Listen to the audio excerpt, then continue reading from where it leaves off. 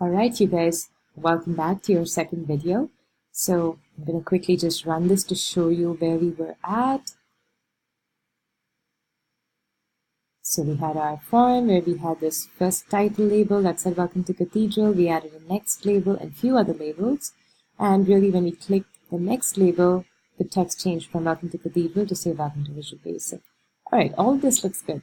But what doesn't look good is this thing right here. We really did not want these labels to appear immediately when the form loads up, but we really wanted them to appear only after we clicked on the next label. So I'm going to show you guys how to do that. So I'll exit out of this. And what's going to happen is when we load our form, we're going to make these labels invisible. Okay? So I'm going to double click on the form, not on any label, but just on any empty space in the form, because that takes us to the form load method. And in that load method, all those labels, which we really did not want visible, we're going to set them to be invisible. So that is LBL question dot visible. I'm going to set that equal to be false. And since I know I'm going to type this little bit again and again, I'm just going to copy it by typing Control-C. And we're going to search for my other label. So that's LBL freshman, Control-V, LBL sophomore, Control-V, LBL junior. I did not use my Control-V. I'm just going to type this one out. C. And LBL senior. Okay, so these labels, I'm going to see if that's how it's expectedly working. If I run it, sees my form, and I can see all these labels are not visible anymore. And I click next. This changes to Visual Basic, and this is really when I want all those labels which were invisible to now become visible. That means what I'm going to do is I'm going to take all these labels that I set to be false. I'm going to do Control-C, take that also to my next click method, and I'm going to change those from false to be true here.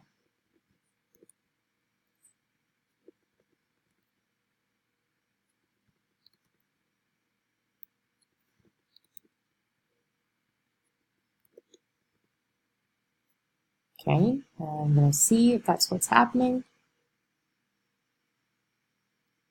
Welcome to Cathedral, click next, it says Welcome to Visual Basic, and I have this. Alright, so when I'm on this, when these labels appear, I really do not want my next label to be visible, so I'm going to make that to be invisible at the click of the next button. So in this LBL click, not only am I setting, I'm going to make some space so that we can see the different parts, not only am I setting my text to be that, not only am I making my question labels to be visible, but also I'm going to say LBL next dot visible. I'm going to set that to be false because I want it to be invisible. And just to see if that's looking good, I'm going to run it. And if I click on next, the next label is not there anymore, and all it says is, are you a freshman, junior, sophomore, senior? Okay. Now with that, we're going to work on changing this text based on clicking these different labels. You sort of probably got the hang of where I'm going with this now. And feel free to pause and try it on yourself and then check how I did it.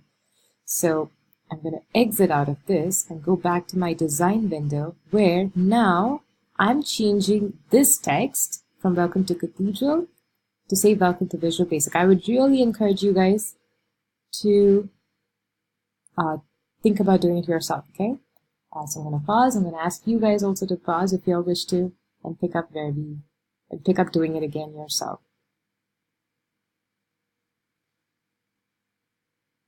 Okay. So if you've tried it yourself, this is really how you do it. So this text is going to change to freshman, junior, sophomore, senior based on clicking of each of the individual labels. So that means I'm going to write a method that is going to be dependent on the LBL freshman click. So when the LBL freshman click event happens, LBL title dot text changes to say freshman.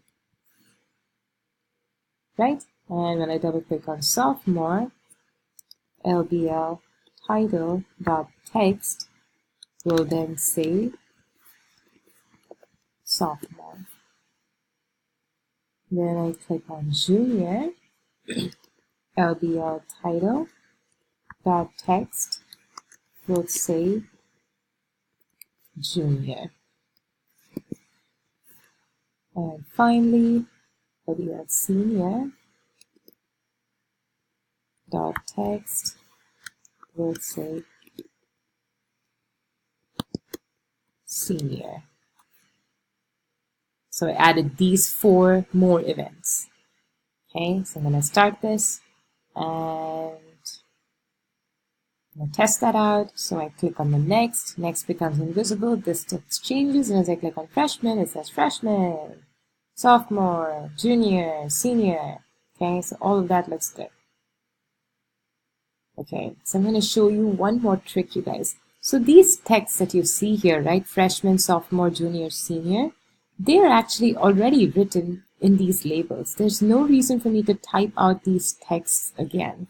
Okay, so what I'm going to do is I'm going to show you another way to write this statement, that instead of assigning LBL title to be equal to freshman, I can say LBL title to be equal to LBL freshman dot text. That way I'm only typing the text once. Okay. You may think that for something like this, you have no issue in typing it out again. It's really small. But imagine that you were writing like the directions to a game and you wrote all this text in one label, and now you just for some reason need to assign it to another label, right? It will probably take a lot of time for you to type all of that again. So that time, all you need to do is just write this statement. You're typing LBL sophomore dot text. And over here, I'm going to say LBL junior dot text. And right here, I'm going to say LBL senior dot text. So you have freshman, sophomore, junior, and senior. You look at your design window, and if I run it, it should still behave just the same. Next, I click on freshman, sophomore, junior, and senior. Awesome. All right, so let me tell you some more information that you'll need to keep in mind in computer science, okay? So these things that you see here, all these texts that we see on our screen, right? Welcome to Cathedral, next, RUA, freshman, junior, sophomore, senior, all of these are also called strings, strings. So strings in computer science is basically just a collection of characters, okay?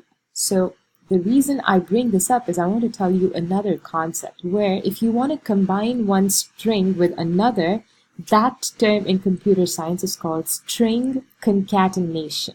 String concatenation. Okay, so what we're going to do is now we're going to play with some string concatenations. So say as I clicked on that freshman label, I wanted the title not only to say freshman, but to say something like, let's say freshman. Maybe I wanted to add 100 right after it. This is how I do it. I just put a plus and in double quotes, I add what I wanted to add. So if I run this, let me show you what it would look like. I click on next and I click on freshman. It says freshman 100. Do you see how it not only took the text of this, but it also concatenated another string to it?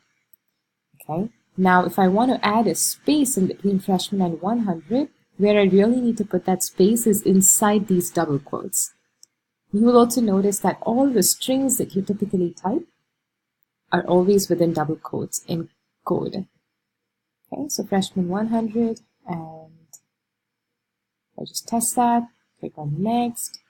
It says freshman 100. Okay, so that is looking good. I'll encourage you guys to pause right now and try concatenating other strings on this. This 100 can also work the other way. Like I can also type 100 and freshman, and that will also work. So I type 100 and I put a space and I end my double quotes, but you need this plus symbol. That's very important. And I hit start and I hit next. Now if I click on freshman, it says 100 freshman. Okay. So this idea of combining strings is called string concatenation. Okay. It's interesting. I not only can like type things in double quotes, I can also just do something like LBL sophomore dot text plus LBL freshman dot text, right? And if I run that, I mean, it will be completely pointless, but you get the idea. It's basically just combining two strings. And if I wanted to add like some space in between them, all I'm going to do is add a plus and just add empty double quotes in between them. And just put a space inside those double quotes. So it's not really empty, there's only a space. Run it, click next, and I click on freshman, it says sophomore freshman, right? Makes no sense, so I'm going to delete that for right now, but you guys get the hint. So go ahead and play with string concatenation with some of your other cases as well. Okay. All right, I'm going to show you now how to go ahead and add another object onto our form. Okay, so this object is going to be called your text box object. So I'm going to drag your text box and just stick it somewhere here. Okay, and our aim is this, that when I type something on this text box and click a button, I want this text to change to this new text I put in this text box. Okay, so not only am I adding a text box, but before I do anything, I'm going to first play with the settings of this text box. So again, I go to the name property of this text box and I change that from what it default said, text box 1, to now say txt. This is the new prefix for a text box, and I'm going to give it a meaningful name. So I'm just going to call it message. And I'm going to search for my other element, which is a button. I'm going to drag that and stick it like here. Okay, I'm going to change the prefix of this from button 1 to say btn is the prefix, and I'm going to call this the enter button. And I'm going to change the text of the button to also say enter. Okay, and our aim is this, that I'm going to type some text, and when I click on the enter button, this text in the title should change to this text. So that means I need to go to the event of the enter button click. And in there, what I'm doing is LBL title dot text is equal to txt message dot text. Okay, so let's just test that out and run it. And I click on next, I go here, and then I say hello. I hit enter, it says hello there. Okay, I'm going to show you guys how to add 2 more buttons to your form, and then I'm going to call it good. So this is our enter button. I'm also going to add a clear button, and the purpose of this clear button would be to clear the text in this text box as I typed it. So first and foremost, change the name from button 1 to say btn clear, and change the name of the button to say clear. And now when I double click on the clear, what I'm going to say is txt message dot text, which had something, to now be empty. I'm going to assign it to be an empty string. Okay, then I'm going to hit start and just test it out. And I type hello and I hit clear. Do you see how that cleared it? Great. We're going to add a last button to our screen, and that's going to be our exit button. The purpose of this exit button is to exit the form. I'm going to place that right there, change that to be from button 1 to say btn exit, and the text of the button to say exit. I'm going to double click this exit button, and the way I'm going to end my application is by typing this, application.exit. I'm going to run this and show you guys the exit button working. Exit closes the entire thing. That's it, you guys. I only have like 9 more seconds, so I'm rushing through this, but you can pause at different stages and try it again. God bless all of you all and enjoy your weekend. Okay, I'll see you guys on Monday.